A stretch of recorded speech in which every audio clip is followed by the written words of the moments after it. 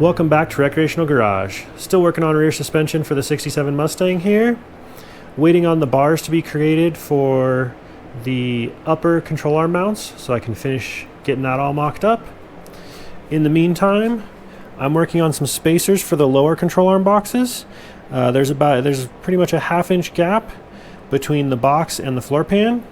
And so we're making these spacers here so we can weld this box to the floor pan without distorting the floor pan a whole bunch.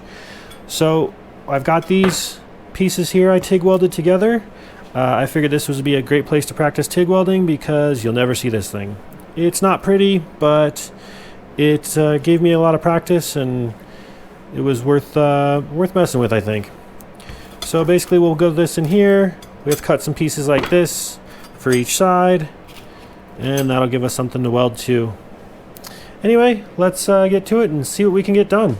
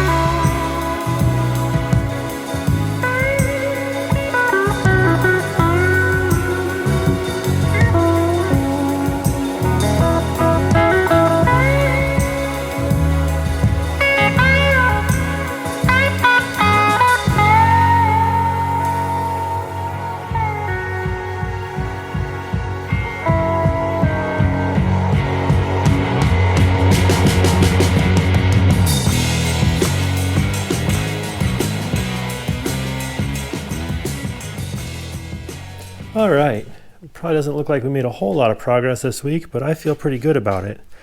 So I'm building these spacers here for between the lower control arm boxes and the body. I think they're turning out pretty good. I'm kind of using them as an opportunity to practice TIG welding because I do not know how to TIG weld. And this has given me a good amount of practice somewhere where it will never be seen. So we've got to do a bunch of welding on this next and then smash these guys in there and make sure they look good. And then we'll tack them in place to hold the boxes attached to the floor.